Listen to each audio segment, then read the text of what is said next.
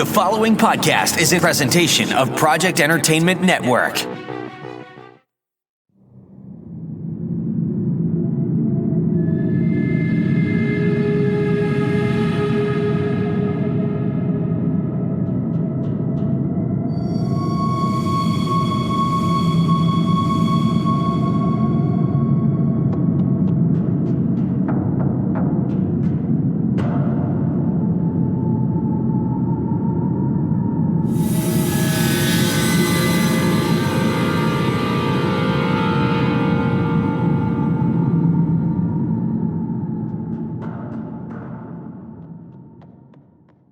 Welcome to Staring Into the Abyss. I'm your host, Richard Gerlach.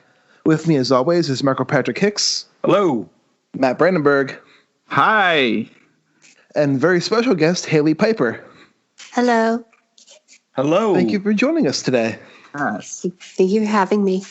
On this lovely Sunday morning. Yeah, I was just thinking about this morning. It's funny, like, with this podcast, because lots of us are all friends on Twitter, and we all kind of, retweet and chat with each other and everything like that, but we never get to hear our voices. And so it's always fun to finally, like, talk to somebody, like, not that this is super real life because it's via Skype, but it's kind of fun to just be like, hey, I can actually put an actual voice to the Twitter that I follow all the time. This is as real as it gets in 2020. Yeah, pretty much. Our lives are all virtual.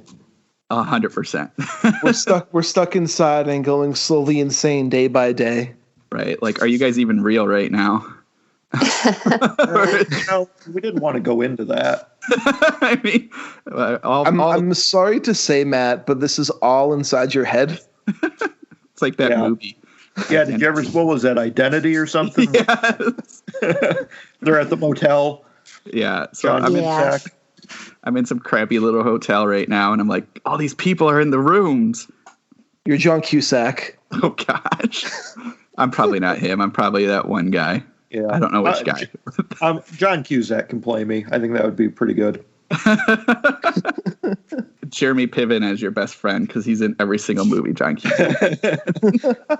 Well, despite that little riff on Identity, today's episode is going to be about the story Sinner, Baker, Fabulist, Priest, Red Mask, Black Mask, Gentleman, Beast by Eugie Foster. Which was amazing and melted my brain. I had to read it like 3 times. And you can find the story for free on apexmagzine.com. It is a fantastic story. You can also listen to it on Escape Pod. The narrator does an amazing job. Oh, I'm going to have to do that. Nice. I'm going to have to look that up that right now so I can listen to it later. Sorry. No. That's awesome. It's good to know. I totally forgot it was on Escape Pod. I remember you said that to me earlier, too. Yeah, he puts so much emotion and frantic energy into some parts of it. It's incredible. I should have written down his name. Well, you can go Google it again. Definitely find it. But before we dive into the story, we'd like to give a weekly recommendation of what we watched last week or what we read last week. I only have 2, and one's a recommendation and one's a rant. Which one do you guys want to hear first? Recommendation. Okay, recommendation. I wanted the rant, but yeah, I guess we can do recommendation. So I read The Three Jokers by Jeff Johns. Nice. Which had been teased. That's finally come out? It's finally come out. It had been teased for a while. I really dug it. The art's spectacular. The story's pretty much, you have 3 Jokers, and the story kind of sets it in the Batman universe where these 3 different Jokers have all been committing crimes in different eras of Batman's mythology. So you have the original Joker they call the Criminal, which is the Bob Kane Joker.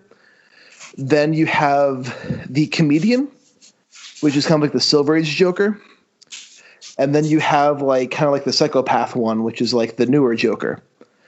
And these 3 Jokers are now together, committing crimes at the same time, trying to create a new Joker to make Batman's newest villain. And it's Batman, Batgirl, and Red Hood teaming up together to defeat these Jokers and to stop the creation of a new Joker. How are they planning? Well, I don't know. Is that spoilers to ask how they're planning to make a new Joker? I mean, it's just the same chemicals that they're dumping people in to make the Joker that the Joker was dumped in when he was transformed. I see. Do they all get along? Kind of.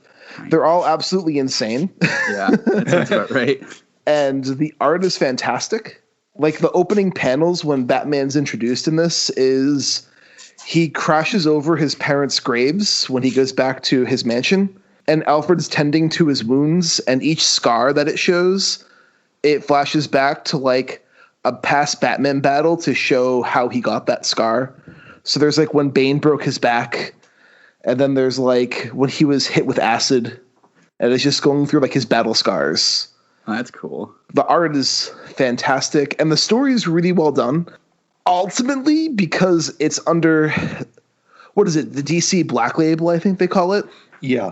It's not going to affect, like, the main Batman chronology, which just makes it kind of like a fun side story, but it's another solid addition to the DC Black Label stuff, which I've been enjoying a lot. And that's kind of strange because the conceit of 3 Jokers was introduced in the mainline continuity. Yeah, it was introduced in the was it the Justice League, I think, right? I don't know. I Something think like it was that. the All Rebirth. convoluted. Rebirth, okay. Yeah. So, I mean, it's part of the main chronology, but I guess this story is going to be, because it's Black Label, it's considered outside the main chronology. I don't know what they're going to do with it, but it's a fun, kind of really fucked up, dark Batman story that Nice. I can easily recommend. Very good. Maybe not at the hardcover price, but definitely when it hits the trade price. It's like Yeah. a $30 hardcover, so. Dang. But, Mike, what about you? Well, I started reading Jonathan Janz's Dust Devils this morning, so I'm only about 10% into that, but I am already completely hooked. It's a little cowboy vampire Western horror. But my recommendation for the week is going to be, it just so happens she is on the show with us today, Hailey Piper's The Worm and His Kings. Nice. Woo! I just started that the other day because my copy didn't arrive until like Thursday. Haley, great job. This was a fantastic story. I'm going to try and explain it without giving away too much spoilers, but it deals with a homeless woman searching for her lost lover who was abducted 3 months ago. And Monique's in searching for Donna. She is drawn deeper into the underground tunnels of New York and brought into a secret cult that worships an ancient deity known as the Worm. And she finds out all kinds of weird and crazy shit about the secret history of the world and the crowning of the Worm's kings on Earth. That sounds awesome. It really does. It was very, very cool. The reason Monique is able to find out that this cult exists throughout like the hobo network, there's this urban legend of a massive creature known as the Gray Maiden, and Monique sees the Gray Maiden abducting another homeless woman and follows the Gray Maiden deeper into the underground tunnels of New York. And the premise is killer, but I think, Haley, what you did in adding those layers of social commentary about the fluidity of human sexuality and the fragility of American capitalism just made it all that much sweeter. It was a fantastic, fantastic read. I'm hoping we get more out of this. The Worm, this mythology you've created, is absolutely brilliant. And as soon as I finished this book, my first thought was, I hope we get more. I want more of the Worm. Thank you so much. So you were very welcome. I think I'm an officially a devoted follower of the Worm at this point. So. Oh dear. But it's a terrific examination of cults, and these creatures you created are fantastic. This is a brilliant cosmic horror, and I hope there's more to come in this world. If not, that's okay. I'll be reading whatever you put out. But I would not be opposed to more of this world and this mythology. Not to put you on the spot or anything. Yeah, I don't know what to say next. Well, if I've embarrassed you, I've done enough. No. Well, there's one glowing recommendation. Yeah. Mine will probably come next week once I finish this. Yeah. This week, every day after I came from work, I checked the mailbox for my copy because I pre-ordered it back in September, and it didn't arrive until Thursday. See, I did the Kindle release, so as soon as I woke up, it was waiting for me. I just had to finish whatever I was reading before to get to it. But as soon as I was able to, I think I read this Thursday and Friday, and it was stellar. It was a great way to end my week. That sounds amazing. Matt, what about you? Well, this week was wacky. Obviously, even today it continues. So I know this is coming out super late. Well, not super late, but coming out way past what's happening right now. But earlier this week, Gabino Iglesias kind of announced a whirlwind open call for Hallmark / Monster short stories. So I frantically was working on that all week. And so reading wise, I didn't get much done because I kept focusing on that. However, I did read and finish Stephen Graham Jones' The Only Good Indians, which that's a good one. Yeah, it was. And I know we've talked about it before, so I won't go into too many details on the actual plot and story and everything. But what I will say is, it's just so amazing to see how he lined everything up and how all of those things come together and how they all just how every hint he gives us comes to fruition at the end of each of the like sections. I was just amazed at like some of the like little things he would like point out and then see it happen. So like with the massacre at the Steam Lodge thing, he keeps pulling out the dogs, and then you get one little line of the sheriff being like, "Oh, I don't hear any of the dogs or anything like that," and then you find out why later, and it's just like. Or I'm trying to think of some of the other ones. Just some of the hints at the beginning. Everything in it he lined it up so well that even little things where you're like, why is he talking about that? And then you find out later like where it ties into the bigger plot. And so it's just so awesome. And I love the concept of this almost being like the ultimate Indian Native American kind of story, tales that they tell and how they give those kind of hints of these stories that get told. And then this being an overarching story, you know, the ultimate basketball game at the end was just, I was enthralled. Yes. Yesterday I was reading it and I couldn't do anything else just because I'm like, it's so intense on this basketball game and what that all really actually was standing for and what it was happening. So a huge fan. I saw that. I think it got into the Times top 10 books of the year.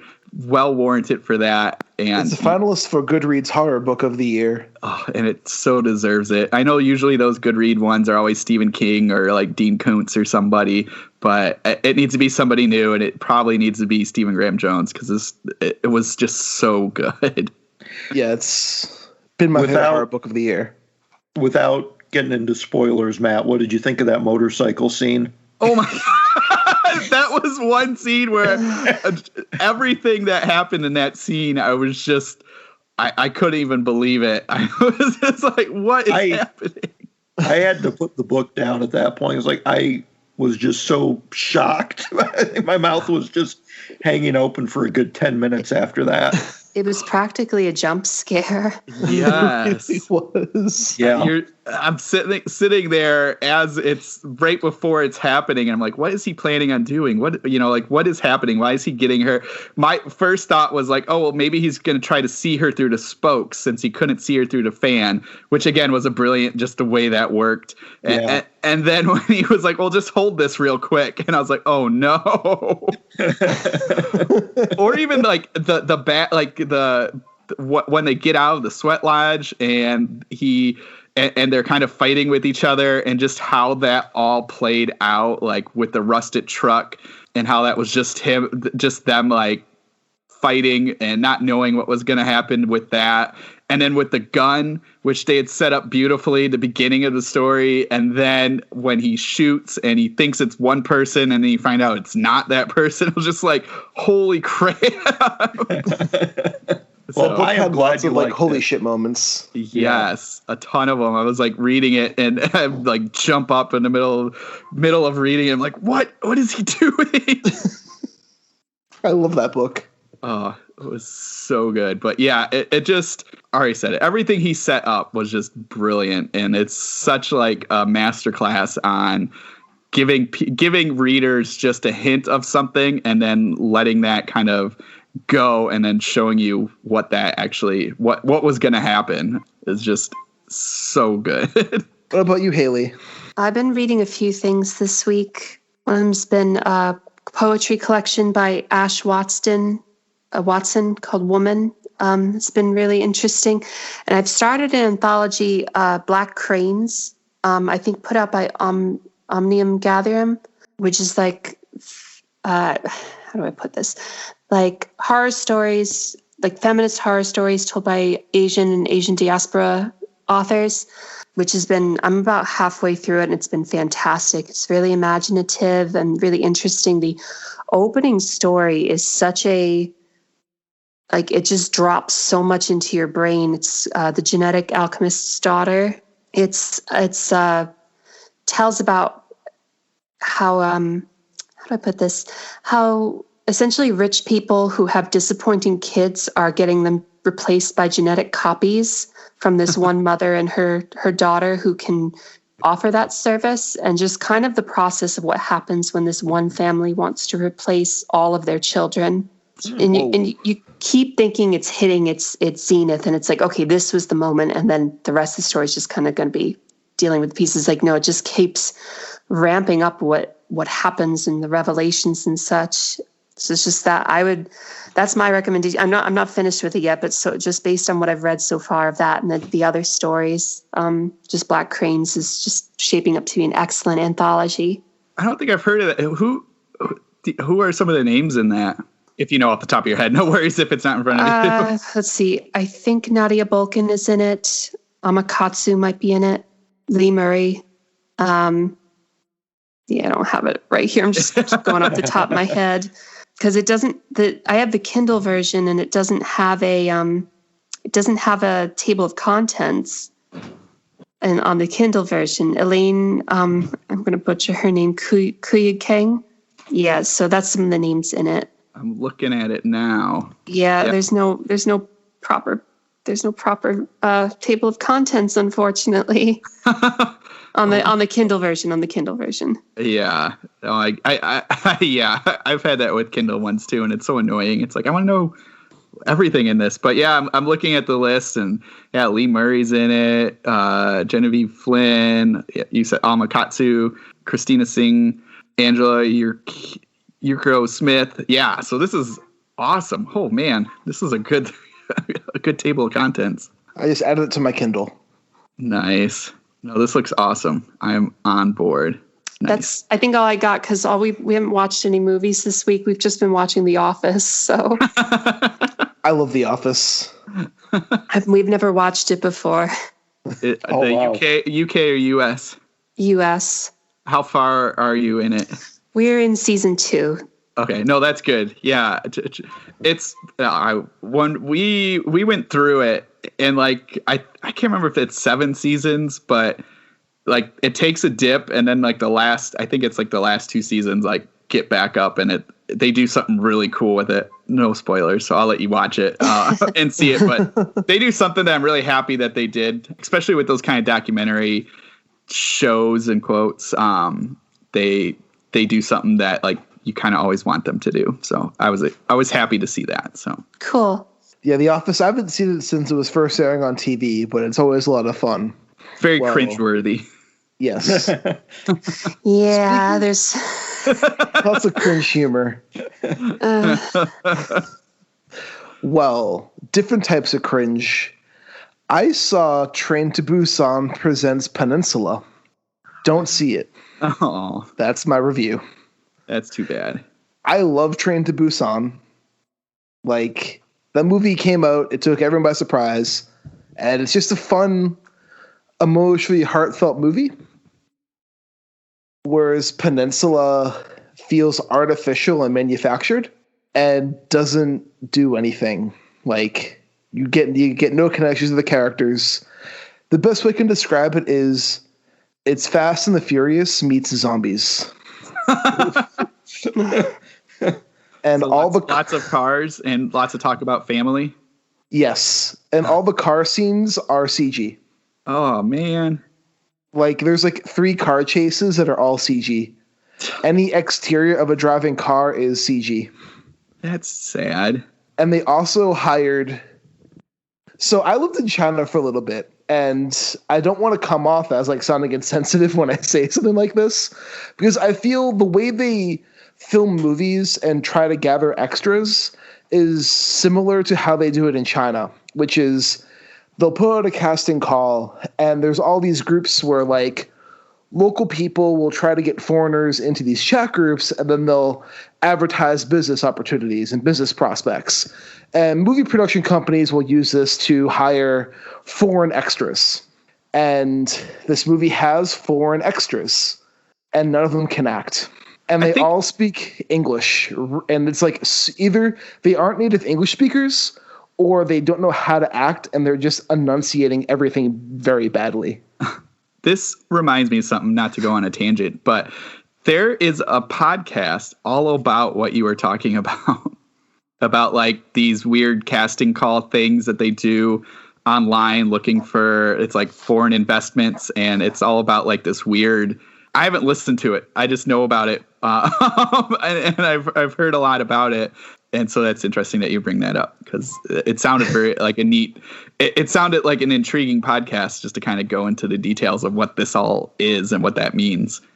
Like, there's one part near the end of the movie after like a super emotional scene, and the little girl in the movie is crying, and you have this foreign actress who's supposed to be a UN person, and instead of like a heartfelt like everything will be okay, it's just like, I'm doing my best verbatim of how she said it, but it's like, don't worry, she'll be okay. Oh no. And like, it just kills any dramatic tension like that scene might have even fucking had.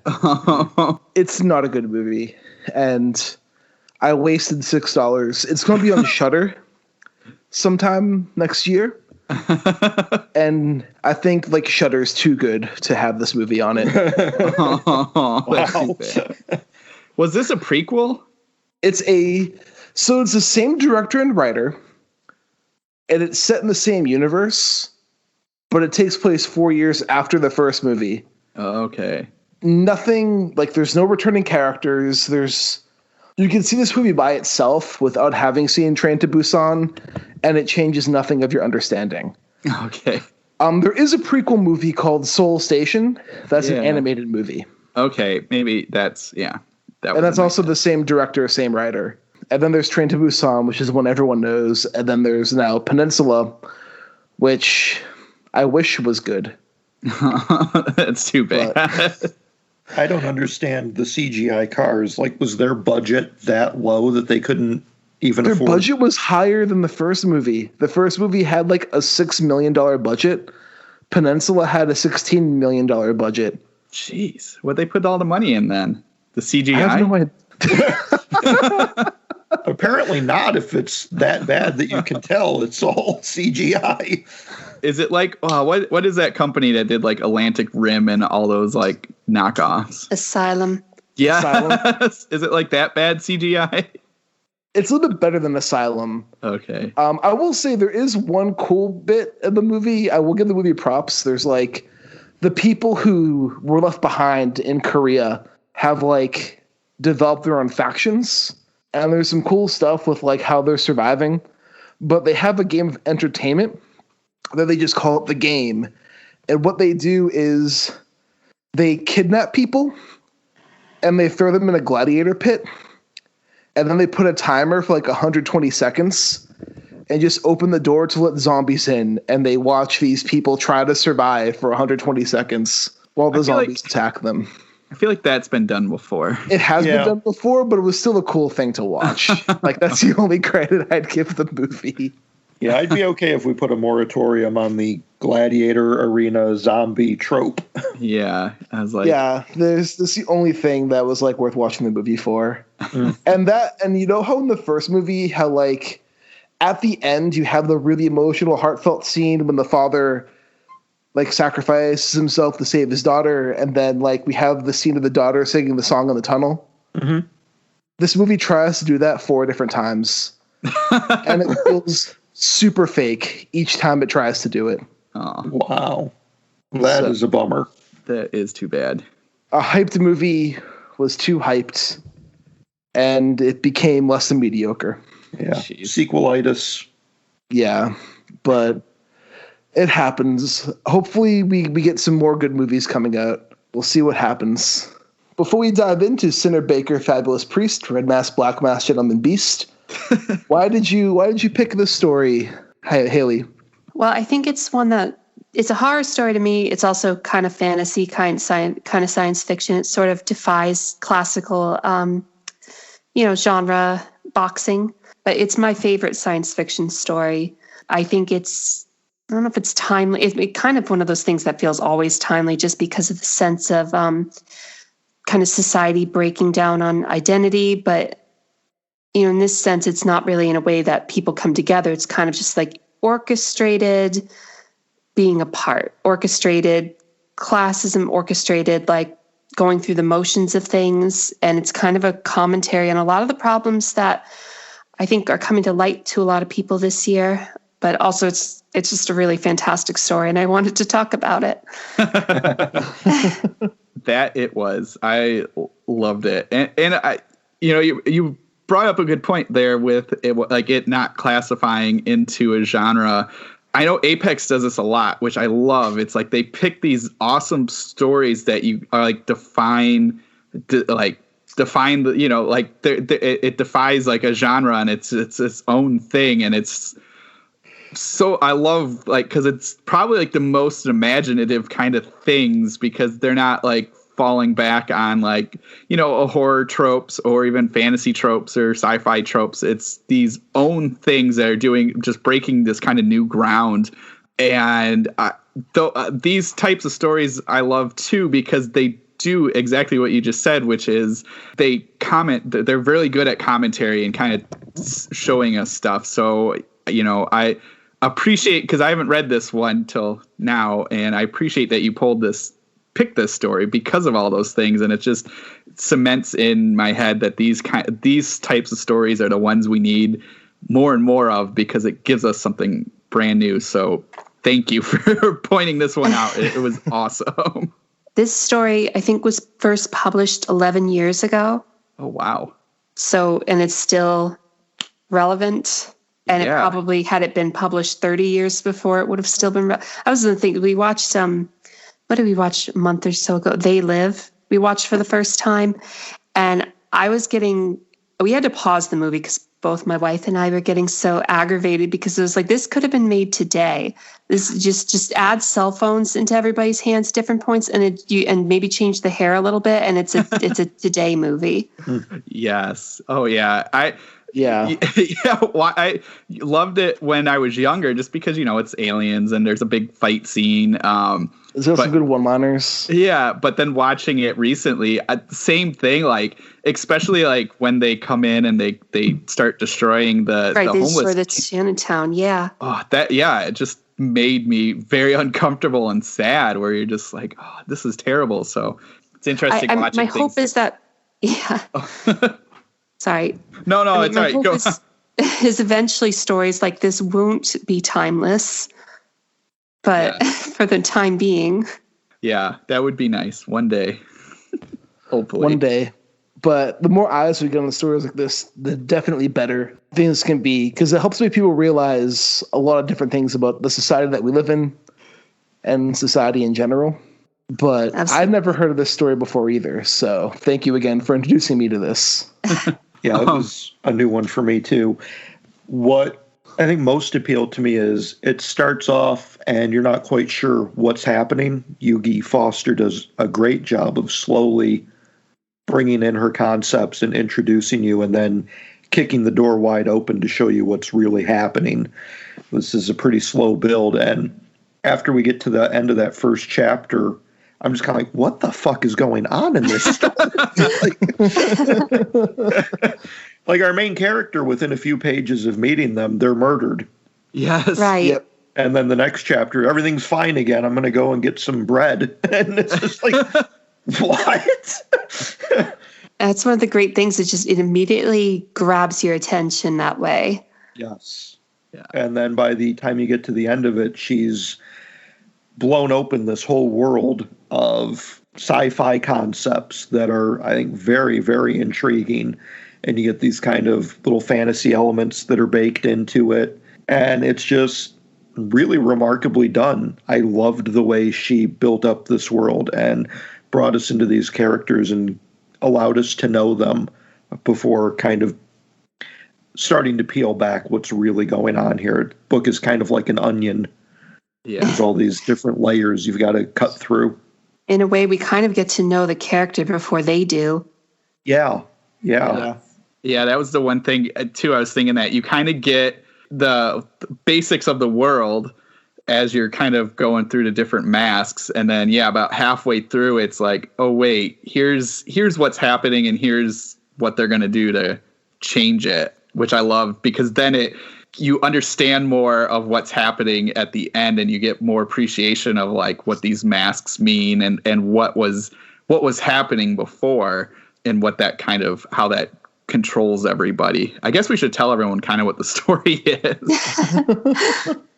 It's hard because it's not like it presents itself like here is this world and here's the thing happening. It's more like just here's what I'm doing today and here's what I'm doing the next day. And then you kind of, like you said, you have to the Eugie Foster piecing the world together around you as the story is already happening. Basically, if the listeners, if you haven't read this yet, you should, because we're going to deep dive into it. But the concept basically is this futuristic world, maybe not futuristic, that's the wrong term, but it's in the future. Everyone wears a mask and they have multiple masks and they change a mask every day. And you don't know who they are. They have no names. And each mask kind of has a different, not only even like emotion, but like different class. Identity. Yeah, different identity. And you're not supposed to we find out pretty quick, you're not supposed to reference people in the past, like reference masks and what they did in the past. It's kind of a taboo topic to call out like, oh, I saw you do this last week or whatever, because you're not supposed to know because they're all wearing masks. And then slowly we start realizing that the person that we're following is kind of having a tough time with the mask. And then they run into somebody else and that person kind of busts the world open and tells you what's actually happening. That's very basic kind of plot. There's a lot more happening, but I mean, that's a good kind of jumping off point for it too, because I feel giving away too much at the start would kind of ruin the twist the story takes. It's good to keep it a mystery. Yeah, and the neat thing is it's a longer short story, but each section is kind of broken up into chapters, and the chapters are all kind of, they start out, which I love this, they start out with the main character. At first you have no idea what's happening because the main character gets murdered. And then the next morning it pops into somebody else. It pops into the next day and them picking a mask. And I was the same way as Mike. I'm like, wait, what's happening right now? And all you get is a hint at a vacant spot for where the mask was from the day before. And so, yeah, it's this really kind of mystery of like what's happening. And the chapter titles kind of give you a hint of what's going to happen. But yeah, it's such a neat way to kind of do it, give you this little intro and then the actual content of each chapter. A lot's packed in. Yeah, I mean, there are certain lines I think that help along with that. Like the second section, blue, is when the taboo thing is mentioned, where the other person, who you find out, who they are later, says like, oh, but I sold you this yesterday when I was the shopkeeper and you were the customer. And the main character is like, don't do that. I'm someone, and like the exact quote is, I'm someone else today. And it's just that speaks for like everybody in the society. Everybody's somebody else today. Someone else is working. Someone else has the mask of the shopkeeper. Someone else has the mask of the customer who is, the husband of the woman who, or I guess not, because he's dead now.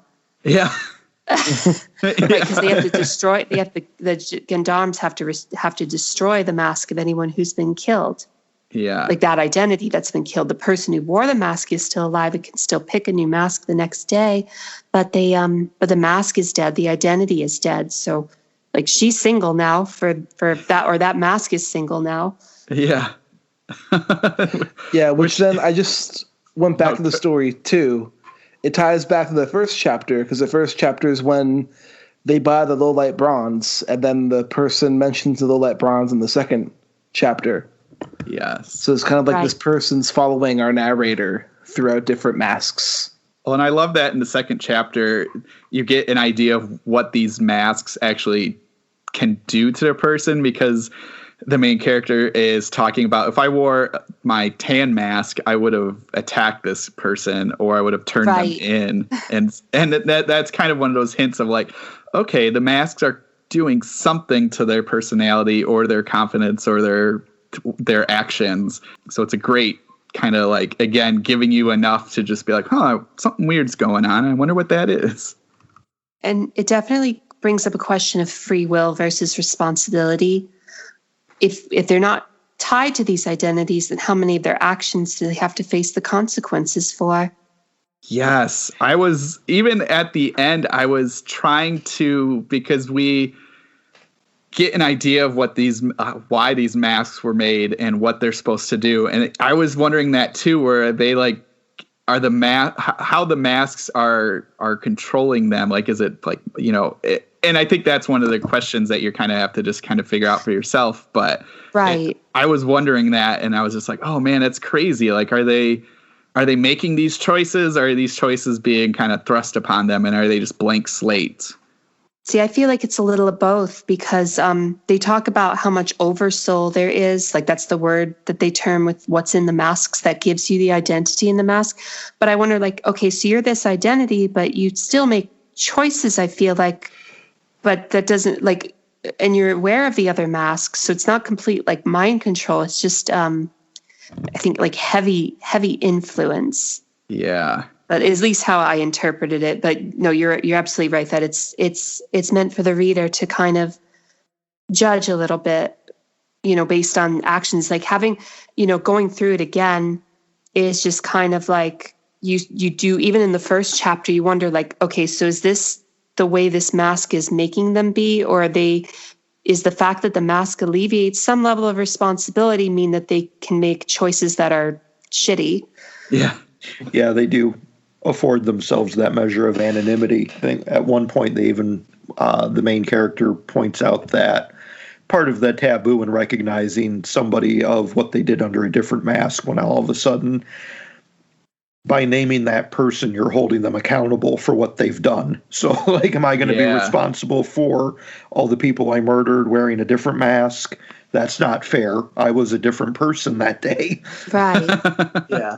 I think I was wondering how much of this is kind of like a virtual reality kind of existence where they're kind of going through life playing a fictional role.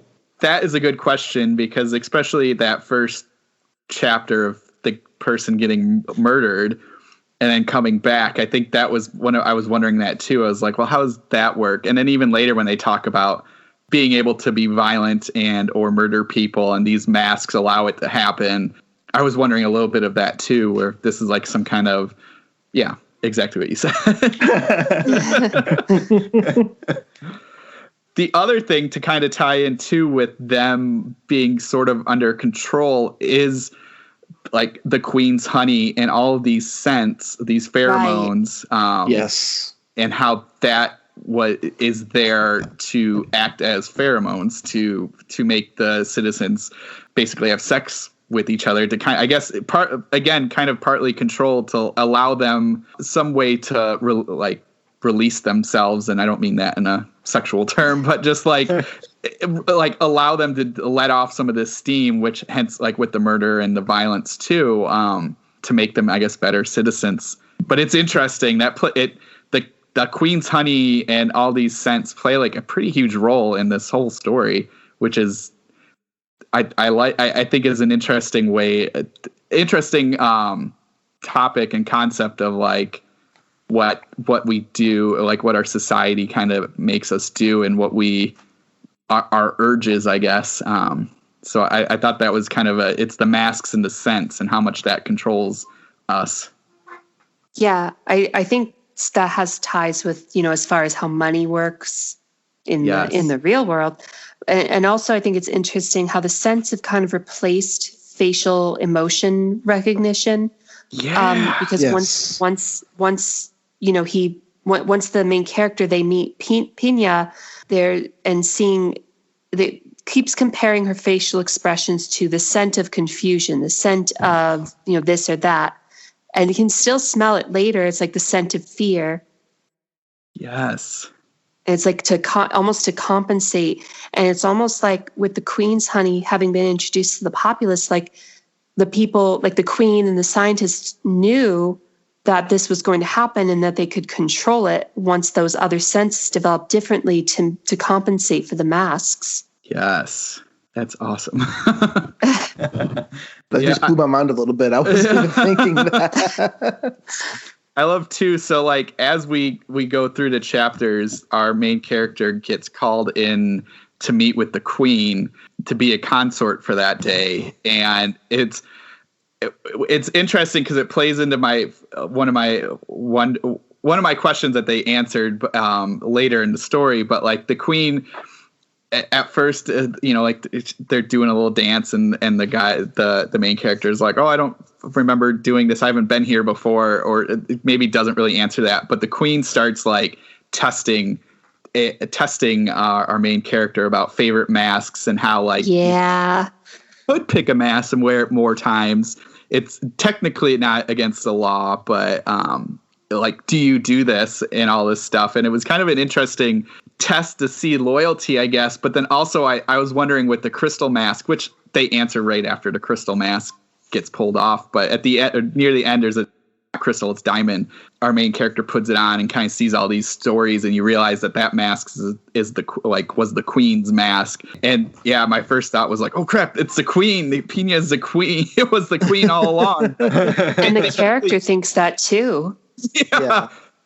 And so I was like, oh, this is all a big test. But then, of course, it's not. But then I was like, oh, I kind of like that idea, like wondering if even the Queen is kind of trapped with these masks, which I guess she does make a comment about that, too. Yeah, don't you get tired of it? This consort scene chapter, it answers or kind of brings all that stuff up where it's like, are they all of them kind of under control of this mask, and has it kind of like gained a broader control over everybody? And that gets answered later, but good thing brought up because there's a not to go completely away from this, but there's a Terry Pratchett book, Small Gods.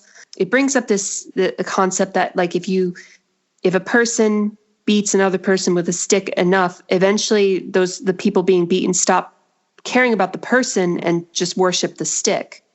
Yeah. And that feels like what this society is about. I didn't think about the Queen being trapped before, but yeah, that makes sense that like she's kind of, now that this system happens, they're all stuck in it, except I suppose the mask makers, because it sounded like they don't wear masks. Or that's how it's described. And I'm like, are they the ones really in control?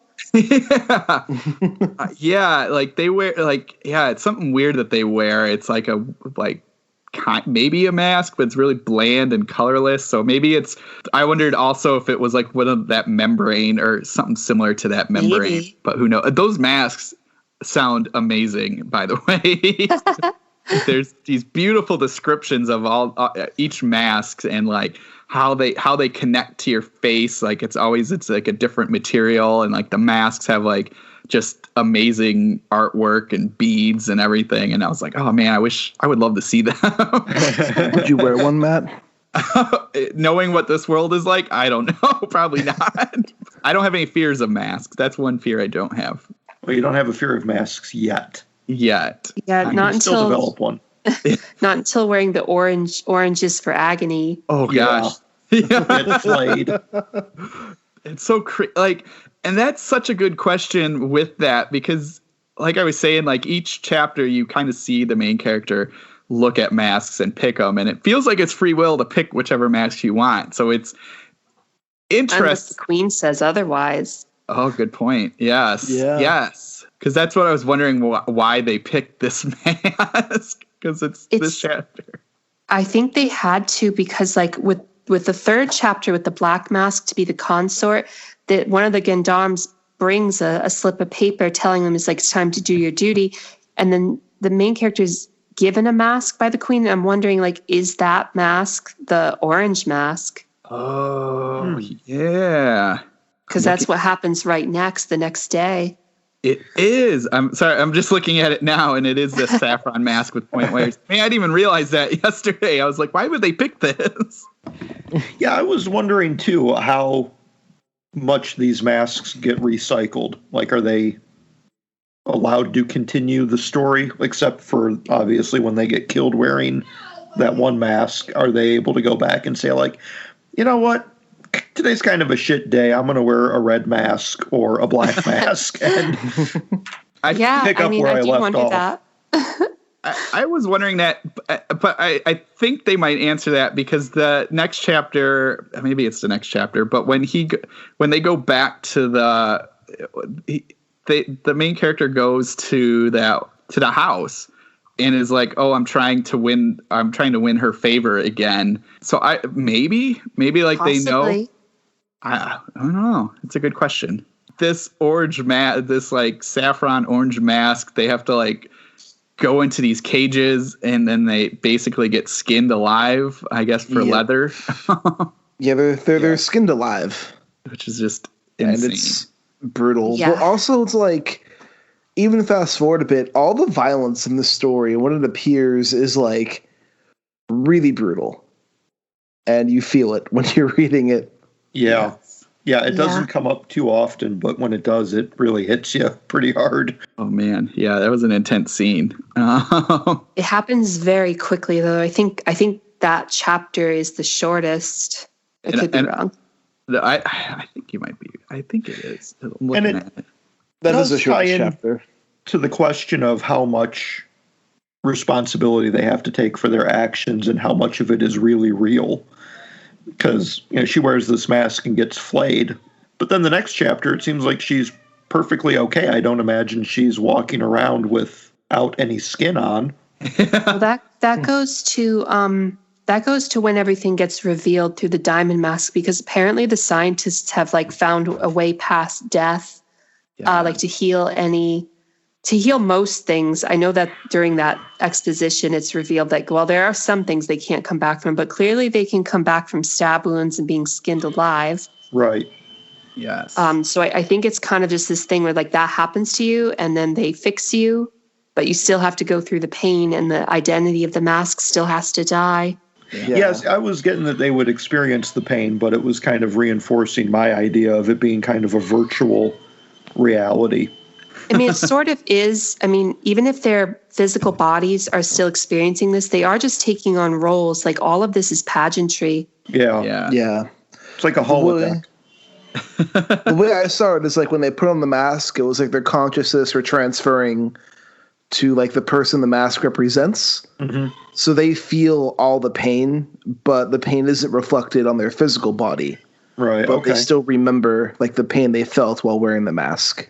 I thought what was interesting, two things for that chapter is the guards, they have pretty and yellow masks, which I thought was just twisted to give them these really pretty masks as they're skinning people alive. The other thing that I just thought of with this is because they mentioned later that you do the skinning for leather, which kind of leads you to believe that there's no cows.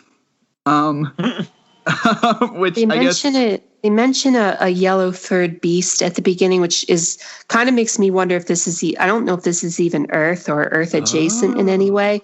They mention that the yellow that a yellow mask at the beginning is from some animal that is angry but has been declawed or something, if I'm remembering correctly. So I'm just like, I don't know if that's a real creature, but maybe human leather has its own purposes, maybe for mask making or something. Yeah, good point.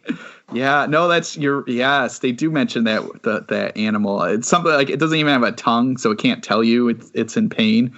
Oh man. Or so, that could be human. I have no idea because they said with the orange mask it doesn't have a mouth section. Yes. Oh, yeah. So crazy. So who knows? It's such an odd society, the way it's constructed and continues to thrive. They would probably think the same of ours. Probably. Yeah. Well, and they kind of talk about that where they're like, oh, your face is naked and you're showing these emotions and you have a name. So, right, they say it's vulgar. Yeah. Yeah. I love the shock of our narrator when like they see the maskless person. And I love, so like after that chapter, I think that's when we start getting a hint that our main character is starting to question masks, because they talk about like just staying in their quarters all day and not wearing not choosing a face.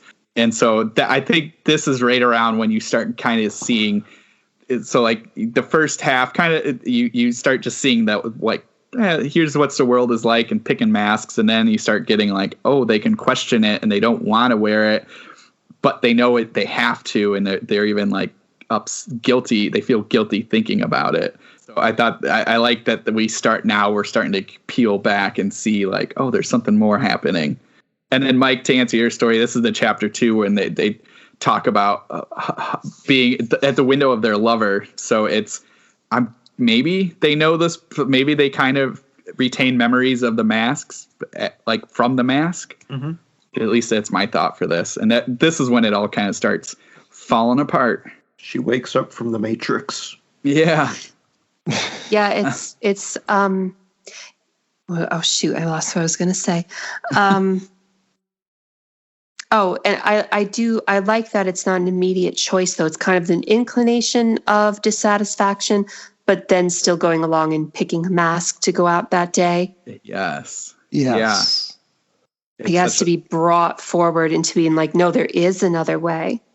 Yes. It's just so masterfully done. Kind of like do that to kind of get you into like, it's the rule of threes. And so like, this is kind of getting us into like, okay, you can question it. And then here's what happens when you do question it. Which is funny because, for having all that doubt that morning and then still going along with everything, once Pina steals the mask off the main character's face, it's like, I don't know who I am. It's like the girl has stolen my identity. Yeah, it's crazy. The main character's lover is like, well, we're going to put you in a room with us and we're going to just put some holes in the queen's honey jar and see if you can last all day. And it was like, all right. So the sense, there's a lot happening there. So it's an interesting, like kind of playing with that, like testing of your person. And it even feels like our main character at this point is just like, especially when when Pina at the time, it's just the, whatchamacallit, what is she's like her maid, servant girl or something. Servant girl. That's the word. Is she's just like, yep, let's just do this. It's like, all right, well, I guess the smells really do work. I like that because it sets you up to think something else is going to be happening, but it's still like a tense situation. And you're just like, okay, so we're going to see the tension of this happening. It's like, nope, she just takes off. And just completely turns the story upside down at that point. Yes. Yeah, totally. Because you kind of think like, oh, is it going to turn into this kind of like weird like love story kind of battle thing, and then no, we're going to show you the world is different. Yeah. We're going to show what the world's really like. And still resist all the way. It's like one of the quotes I wrote down is just like, why are you doing this to me? Yeah. And it's like she's trying to help you. Yeah. I just love the confusion with like names and places when they're just like, That was a great discussion. why stop at each citizen having their own name? Why not each tile or brick the builders use, or every tree or blade of grass? And then it just goes back to Penna, and she's like, every street has a name, and every shop.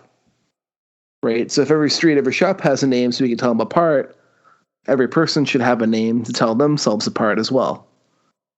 Yes. But everyone's trapped in their own little mask identities that they lose track of that. I like that the main character makes that comparison at first to bricks and stuff, because it kind of says how little each individual person is thought of by this society. It's like you're just another brick or a tree or blade of grass or whatever. And there's also that bit of tension. It's like, okay, you've opened my eyes to this reality. You've shown me the truth, but you've also destroyed everything that I knew. Right. And without giving a choice, it's in that sense, it's different than the Matrix, because, Neo is given a choice. The main character of this story it's ripped away. Right. And it's like, you'll never go back to not knowing, even if you continue wearing the masks. Mm-hmm. Like, once you know, you know. Yeah. And even like the not choice thing is Pena when she takes off her mask, she also has like this membrane mask. Oh, right. She puts on the main character and says, well, I can tell, like, this will give me some control over you. White is for obedience. Yeah. So it's like even that, even when our main character sees the world and the mask is taken, they still have that little mask on that's like kind of controlling them. They don't use it very often, but enough to be like, I can control you with this, which I thought was an interesting kind of, that's Neo getting basically forced to take the red pill, and be like not even getting an option. Right. And being told to take the red pill and doing it. Yeah. This is your only choice. Yeah. Meaning you have no choice. You're doing this because Right. I'm making you. But I do love like the climax of the book when our narrator puts on the diamond mask and sees like everything from the Queen's perspective. That was just the whole history of like how the society was broken down and made to be so complacent. That was powerful shit, to say the least. Yeah, and I think it's interesting how the first queen was just like this. As far as she was concerned, this was a response to a crisis, because there was apparently some horrible war between the different queens. And even after that, and her scientists essentially mostly making people immortal, it didn't matter, because like there were still problems and people were still people and still, having spats and killing each other and so on. And her solution was just like, okay, well, let's just make it all pretend, essentially. Yeah. And everybody can do what they want, except when I tell them to. And I was just now thinking about that, and you had said this was published 11 years ago. That feels like right around the time when everyone was kind of almost on board for like mass surveillance, thinking that would save us, and that way they could predict what terrorists were doing and make the world a better place by being able to see everything, which at this point now we have kind of given up that security right by phones and everything. But at the time, and so I wonder if this was almost like a response to that, to be like, this is what happens if you kind of give up that freedom. But if we say like, oh, well, you'll live forever and you can do everything, but you have to wear this mask and we can tell you what to do. Yeah, right. I was just thinking that too, as like a post 9/11 commentary on things like the Patriot Act and TSA. Yes. It's like, everything will be fine if you just let the government have nude photos of you. The terrorists won't get you anymore. Take off your shoes and stand in this booth so we can take pictures of you under your clothes. And see, people at the time, we, as the public of us, didn't even know what the NSA was doing. I mean, 2009 was Obama's first year. Yeah. So we were still under the shadow of the previous administration. Yeah. But even that is just like, it's not like it changed as far as the surveillance goes. And it's like, it's just once you open that box, it doesn't get closed again, not easily at least. No, not at all. Now they vote to continue it. They keep the drone programs. They give add us to the Facebook. journalist kill lists and keep the whole machine running. Yeah. Keep And that it war ties machine into our turning, baby. complacency in the sense of security.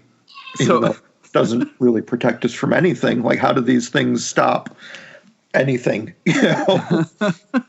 A side story.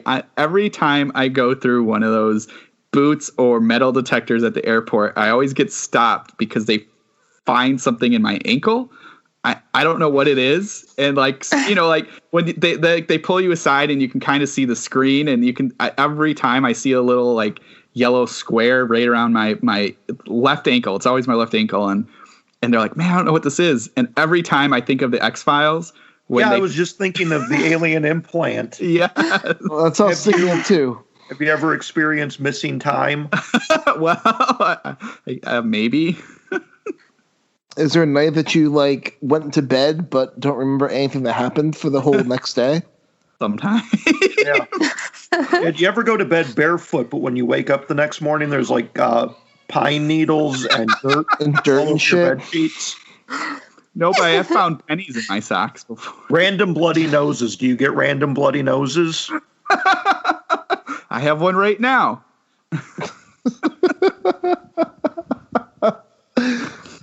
The truth is out there. I want to believe. Every time it happens. So maybe I do have something in there that will come to light soon. I think what you need to do, get some masking tape and start putting an X in your window and make a shine a light behind it. That's better than what I thought you were going to say, which was like, get a scalpel and see if you can dig it out. Well, I mean, you could do that too, but I think first we need to establish a tie with some sort of deep throat covert agent.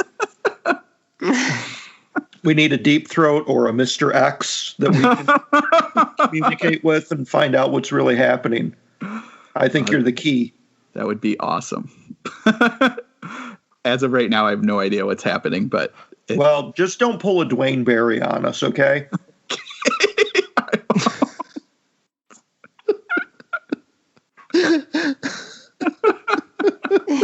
yeah, that's a deep cut for X-Files. Hey, That we're was a finally really getting deep into cut. shit I know about and can. Oh man, it's like at this point, I don't even like. I kind of warn them, be like, "Well, my ankle's gonna go off," and they're like, "Well, we still gotta check." So like, it's so weird. Have you had your doctor look at that? I think maybe you should Maybe I should. have that removed. His ankle? Yeah, have my ankle removed. Is your whole ankle removed? I meant the chip. Obviously, you can keep your ankle. I think medical science has progressed enough that they can remove a chip without taking off your whole goddamn foot. You would hope, Mike. You would hope. Man, you don't have any pins in your leg, right? It depends on your health insurance plan. Yeah, right. Yeah, that's true. You Mine's got like, Trump care. They're just going to take the whole leg. right. Mine's the neighbor down the street who has a saw in a garage. No, There's still a copay for that, you know. right. $50 in a case of beer. Yeah. Some cigarettes and a switchblade. Just some health insurance. I've never, no pins. I've never I've sprained an ankle, but I've never had like No surgery. fractures or breaks or anything. No, so there's no metal down there that I know of. I can't then imagine what that would be. Yeah, it's so crazy. Yeah. All right. I think we have ourselves a legitimate case of alien abduction. Oh, yeah. I was thinking that, or because I was in the military, maybe they injected something into me. They could have. It could be a government. Could have. I mean, I've had a million shots from them, so. Yeah. Oh, man. Oh fuck! Well, Maybe that's- we're getting some deeper conspiracies then. Well, yeah. That's how they started, right? You remember the end of season 2 of the X-Files where they had they found the bones of the children Yes. with the polio vaccine. Yes. I do have some of those vaccine scars, so. Anyway, that was my topic for That was a big X-Files tangent. we could go back into the main tangent story. I've been thinking about rewatching that show too. It's a good show. It It was, and then it wasn't. Yes. Like, I think if they would have stopped it at season 8, it would have really had a really strong legacy. But then they just kind of limped along, and it went too long. They didn't follow the rules. 6 seasons in a movie. I mean, they kind of did, but then they just kept adding on more seasons after the movie. Exactly. That was. Sorry, Hailey. You're fine. I used to watch The X-Files when I was younger. Okay, I wasn't sure if that was a sigh about our tangent or. Oh, I didn't. Did I sigh? I didn't. That might have been me. Oh, Mike. Somebody's frustrated with me. I know that much. Oh, Mike. So anyway, the whole mask thing, the crystal, the diamond mask, gets us this whole timeline of it slowly becoming more and more control and letting people let off steam, like I said, because people are killing each other and that shouldn't happen. And then, I think there's even like I said earlier, there's that last scene where it's like the queen is not even immune to the effects of the mask and she needs to like safeguard the identity. Which is interesting because she essentially, the first queen, put all the information into this mask to kind of safeguard the plan of it. And yet that's what Pina and her co-conspirators are using to teach people how to, what they need to know to break out of the mask. Yeah. The way of the mask. I like too is like the mask is safeguarded in a room that you have to have the blood of the queen to enter. Oh, that was great. Yeah. But everybody They're all has the blood of the children queen. Yeah. Yes. Again, that was like what I was saying where I was like, oh no, this is the queen. And the fact that was plausible to the main character kind of both goes towards the immortality thing, but also makes you wonder, how long has this been happening? It could have only been like 20 years, or it could have been centuries. We have no idea. Yeah. What movie is that? There was a movie like that too, which thought it was forever, and then they realized it was only like been 15 years or something like that. I know what you're talking about, but I don't remember either.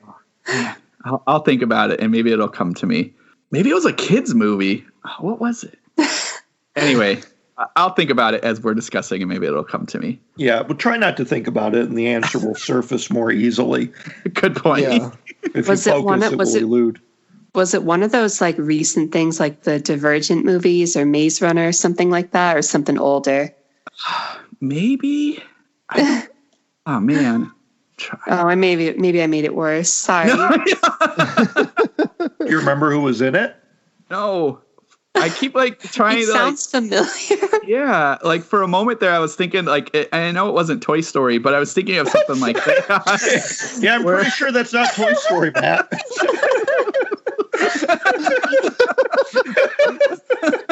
Maybe that's Pretty sure Toy Story was a completely different plot.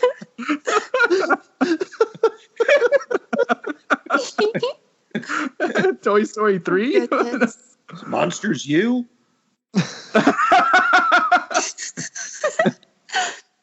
It was brave. We know. We know it was brave. Was it Inside Out? Yes. Lewis Black ranting. It was only 15 years. Oh no. I'll if it comes to me, I'll bring it up. But anyway. Okay. Is it like a young cast or an old cast? I don't know. Somebody's yelling at haunt him for the rest of the day. Yeah. somebody's yelling at their speaker saying they know exactly what I'm talking about. Probably. I've That'll definitely be been on on that Twitter. side of a podcast. Yeah. That's gonna be on Twitter at like 9:00 tonight and tweet like, "It's this movie." And everyone's gonna be like, "The fuck." Oh, man, it was like a post-apocalyptic thing where they thought they were following these rules, and then they realized like, oh, it hasn't been that long since we've been doing this. Like maybe somebody came from the past into the future. I don't know. Anyway, sorry. Do you have a timeline of when it was released? Do you have a rough idea? Was it? Man, Within the last 20 years, I think. That's a really big fucking timeline. Yeah. I mean, that's longer than the timeline of the movie you're talking about. Oh man, was it like it wasn't Judge Dredd? It wasn't. I don't know. Sorry, everybody. I had a big cappuccino next to me. I'm all sped up. So yeah. For everyone that tuned in for Hailey, we apologize that you have to listen to this nonsense instead. You can just cut me all out. Just silence it. Just edit Matt completely out. I'll just record some noises and you can just plug those in. Yeah. This episode was better when you weren't getting our texts to come on. Oh my god. I have like 30 texts from you guys. I will say, before we get back to the story, that was hilarious because Mike texted yesterday, "What time are you doing this again? The usual?" And I'm like, "Yes." And then Matt texts, "What time are we doing this today?" And Mike goes, "The usual." And then this morning, Matt texts again, "So what time are we going on this morning, guys?" And we're just like, "The usual." Like, I feel left out. I should have asked too. Wait, I did ask. Oh, shit. Yeah, see? Oh, man. It was the aliens. It's the ankle microchip. Yeah. Now I'm wondering if your chip is interfering with your cellular signal. Maybe it could. My Wi-Fi goes wacky sometimes. Maybe it's that. I wonder if you start wearing a magnet around your ankle, if that would help. Our tangent right now that we're doing connects really well with the end of this story, where our character, our narrator, has become the chaos in the world of order. Beautiful segue. Yeah, dude, that was great. I love it. They basically become a serial killer. Yeah, pretty much. Yeah, But I love the connection to watching the gendarmes kill Pena is like, okay, well, they've taught me this. She taught me one last thing in there. I learned how to murder. And one of the neat things with the identities and going back to about how like, do these stories between the masks carry on from day to day? Because it's the next day and they're coming back as the servant girl. We don't know if that's the same individual behind the lover's mask. Yes. It could be a completely different person. That's so right. Yeah. But we also know like that even though our narrator knows the named people and knows they're out there, they don't know how to make contact with them. Right. Yeah.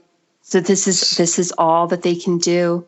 Which is a really great way to like look at the end. But it's like after seeing, because when Pena dies, it's a brutal death. Like it is. Oh my god! They smash her face in. Like yes, it's over quick. But you're just watching the description of just her face being smashed in, and it's yeesh.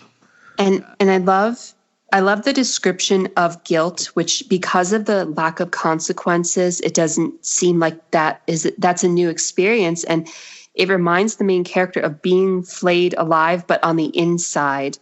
Yeah. Yes. Upon seeing her being murdered, because there's nothing they can do about it. It's so insane. I love the way they talk about how there's a lot of the maskless people, but it's just two. It's always two, a apprentice and like a I don't know master. I don't know, maybe that's Star Wars, but there's always you're thinking of the Sith. The person. Each person knows the one who brought them into it and the person that they are bringing into it, and that's it. Yeah. So you can only make two connections. So if let's say Pena was the type of person who would have given up her other people to the gendarmes, she would have only been able to tell about our main character and whoever brought Pena into this in the first place. And it's all the people she would have been able to tell. I'm also curious how the gendarmes feel. It's like, name your co-conspirators. It's like, well, they're the only people who have names, I suppose. Yeah. Yeah. You know, and that's interesting for them too. Like, and I'm trying to remember if they talk about it. Are they always like the soldiers? Are they always the guards? Or is that who knows? Oh. Who knows? Yeah. I also love like when they're smashing Pena's face in, there's a part here where it's like, I want to look away. It is an obscene violation, a perverse defilement to damage a citizen there, to do any violence which might cause harm to a mask. But Pena isn't wearing a mask, and I don't look away. Ooh, that's so chilling.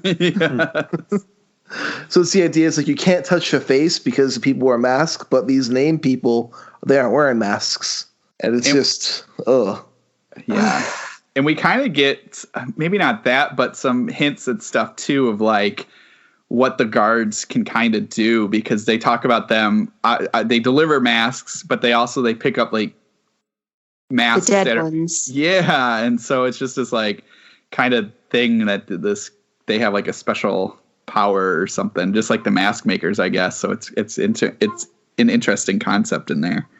And Pena does say that different masks can do different things, which is why she has like the obedience mask. She has the one that lets you, that does the blood to enter the room, the one that conveys memory. So the different masks can affect people in different ways, not beyond just identity.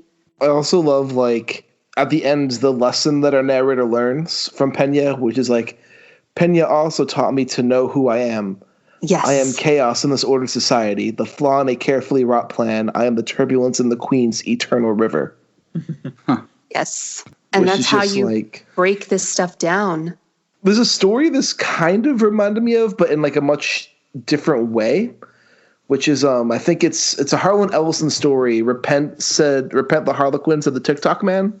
Yes. Which is all like a dystopian society where everything revolves around time and order, and there's one character who defies time and order and is bringing like a mess to society. And this whole idea of like time and order and eternity made me think of that one as I was reading this. Yeah, I'm not familiar with that one. It's a really good read one. it either.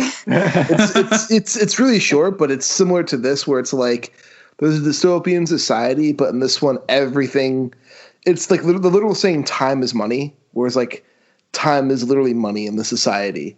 And there's one person who's causing a disturbance and causing a ruckus to like defile that and disrupt the orderly society they have to go about their own free will. It's like that Justin Timberlake movie. Is that In Time? The one with Ben Affleck? I don't know. Is Ben Affleck in that one where they have like time clocks and I know what you're talking about. We have the little digital clocks bended into their forearms. Yeah. I don't know if Ben Affleck's in that one. I don't know. I never saw it. I remember seeing the trailer and thought it looking stupid. It pretty much was, but basic concept's the same.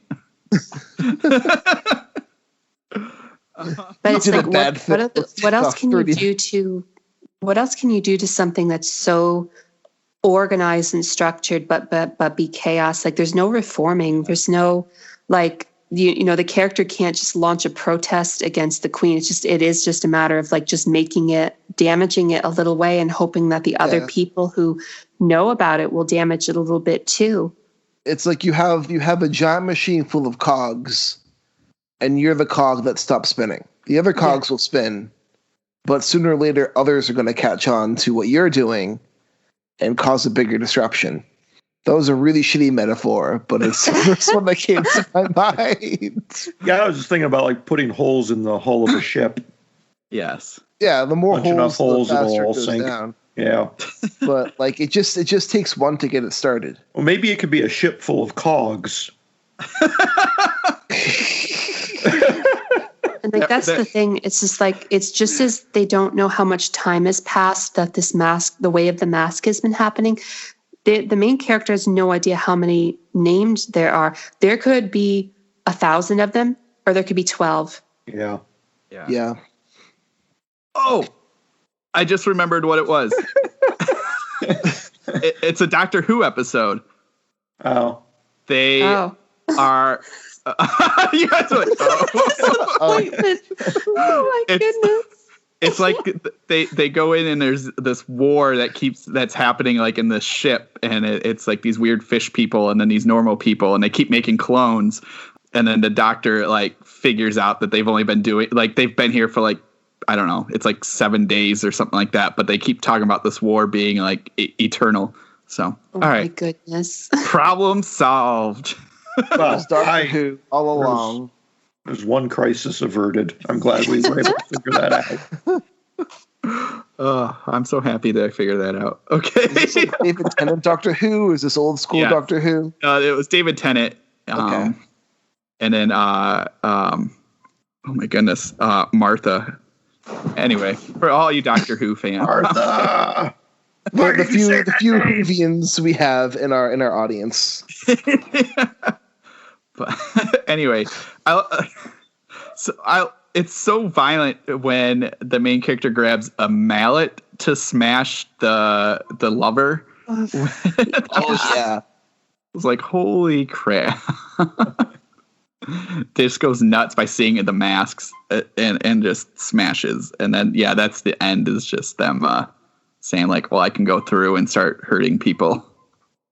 Start killing people one by one till I damage the society. Oh, man. Such a great story.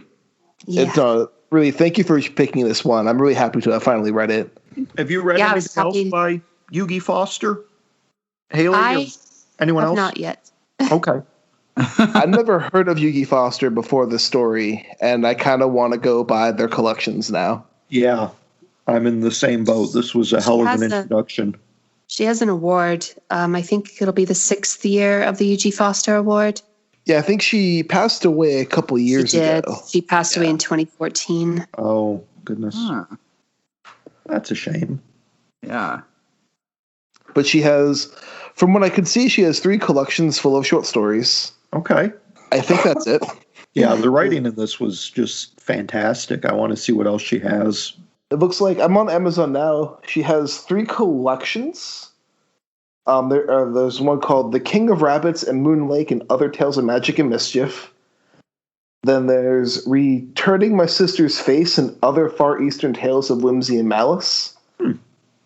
And then there's Mortal Clay, Stoneheart, and Other Stories in Shades of Black and White. Oh, and then there's also a Vampire Quintet, 5 sinister and seductive vampire stories. Good stuff to check out. Yeah. And a few anthologies it looks like she's in as well. Oh, yeah, I'm sure. Yeah. So, Probably more than there's a lot to dive into. But no, really, the story was great. I'm really happy that, like, I finally discovered Eugie Foster, so thank you for this.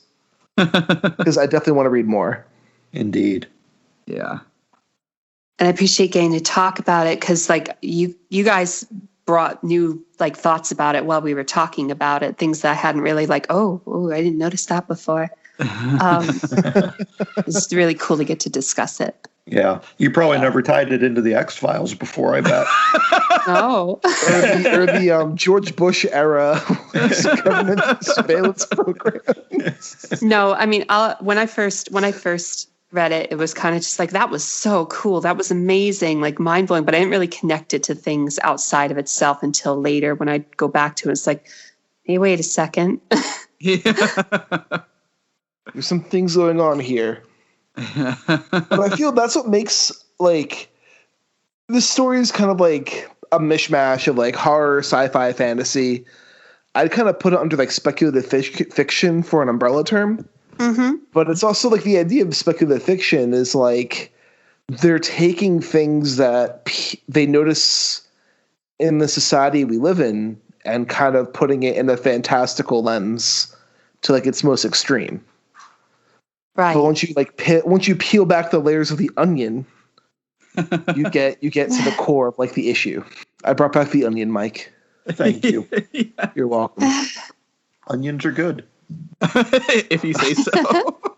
I like onions. But Matt is anti-onion. Maybe. Well, we already know.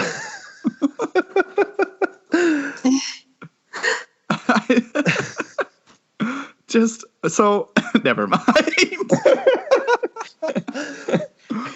I won't bring up more stuff. We'll just leave it at I'm not a fan of onions. Leave it at Matt doesn't like onions, but Matt does like the story, just like the rest of us do. Yes, indeed. And we highly recommend you all check it out. If you hadn't read it before you listened to us break it down, still give it a read. It's really worth reading, especially for the use of language and imagery. And I'm going to be revisiting this one a lot. And odds are you'll find layers to it that we haven't discussed or uncovered on our own. There is a lot of themes that this story could be applied to. It is absolutely fantastic. But thank you so much for joining us on today, Hailey. Thank you so much for having me. It was a lot of fun. We're glad you had fun. Yeah. Our goal is to talk horror and have a good time. So yes, we accomplished both of those today. We're also sorry for everything that transpired here, especially for the Doctor Who tangent. We're all expecting this amazing movie. It's like it's an episode of a TV show. I know. What movie is? Oh, I got it. It's Doctor Who. Oh. Yeah, I was hoping for a masterpiece of cinema. This is some hidden Christopher Nolan gem no one's known about. Yeah. It's just some fucking BBC show. Yeah. I mean, there it is. It's out in the ether. Somebody could steal this concept and do something better with it. It's a British kids show. Here, have fun. British kids. Oh, man. I'm just happy I figured it out. Yeah, that's a big relief. That's going to bug you all day comfortably. Now. Yeah. We can all have a good night's rest now that we've settled the issue happening in the Thank God. But Hailey, any new releases coming out on your end that you want to talk about or work you want to pitch? Same thing. Yeah, I it's when we're recording this versus when it's coming out. But my last release was The Worm and His Kings, my queer cosmic horror novella that released from Off Limits Press. And then shortly after this goes up, my first short story collection should be coming out from the Seventh Terrace. Probably by the time people are listening to this, they'll have a concrete release date. Unfortunate Elements of My Anatomy. It'll be 18 stories, few new ones, including a brand new novelette, Recitation of the First Feeding. And then later in the year, my first novel will be coming out from Rooster Republic and Strange House Books, Queen of Teeth. Excellent. Whoa. I love that Very title. Good. It's a very good title. That's awesome. I'm looking forward to both of those. And congratulations on the Rooster Republic. I'm looking very much to seeing what that cover is going to look like. Oh, I can't wait to see what Don Noble cooks up for the hardcover and such. Yeah, I have a couple of things from Rooster Republic, and Don Noble does a great job. Yeah, his work is just he's really just going through the Not All Monsters hardcover with the different illustrations inside is just they have this ethereal, intense energy to them, regardless of what major color is chosen. That hardcover for Not All Monsters is really nice too.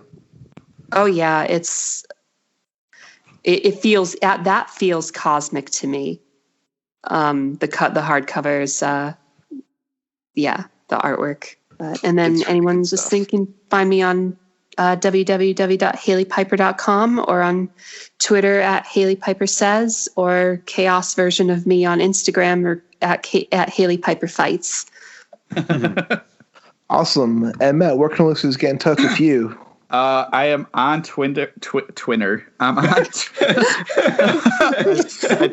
think my battery's running low at this point. Yeah. Twitter would be a weird site for you to be on, I think.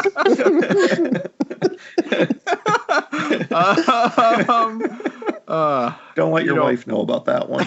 Yeah, no one. You don't want to follow me. My things are crazy.